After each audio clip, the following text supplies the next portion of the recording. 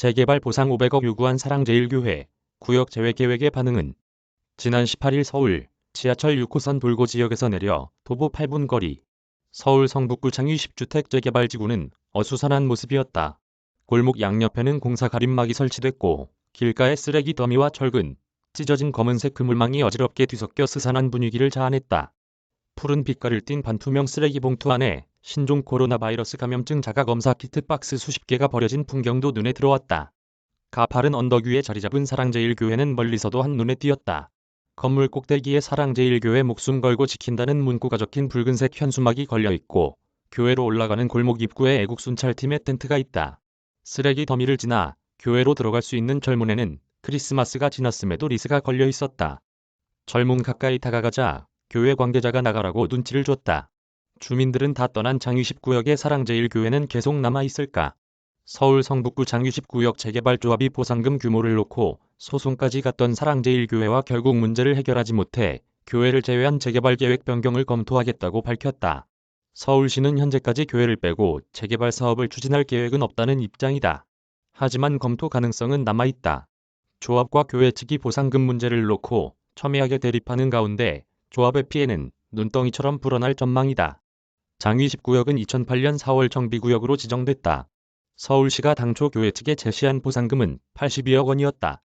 교회는 500억 원대 보상금을 요구하며 거절했다.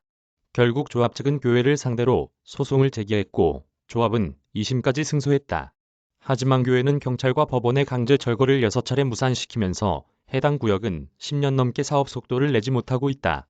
앞서 법원은 교회 측의 조합으로부터 150억 원 보상을 받고 철거하는 조정안을 제시했지만 교회가 거부했다. 교회는 2심 재판에 항소, 결국 소송은 대법원까지 갔다. 법조계에 따르면 지난 13일 대법원은 교회 측의 상고를 기각해 조합에 손을 들어줬다. 대법원의 판결에 따라 조합 측은 교회 자리를 제외하고 나머지 토지만 개발하기로 계획을 변경했다.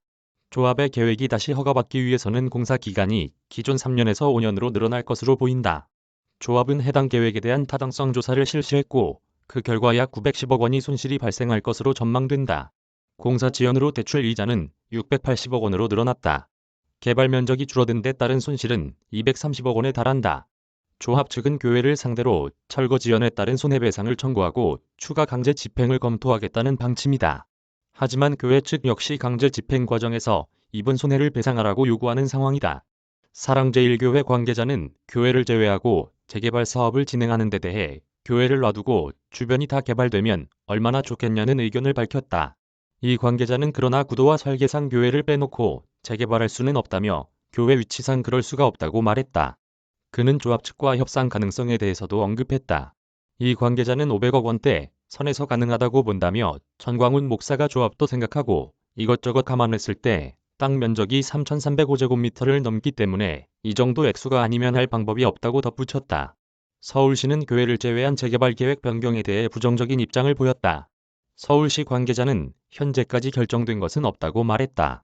교회 측의 강제 집행 손해배상 문제와 관련해서는 당사자 간의 문제이기 때문에 개입할 계획은 없다는 입장이다. 조합 측의 수정된 재개발 계획은 오는 2월 총회에서 확정될 예정이다. 신유진 기자 이메일 주소 저작권자 성공을 꿈꾸는 사람들의 경제 뉴스 머니 S 무단전제 및 재배포 금지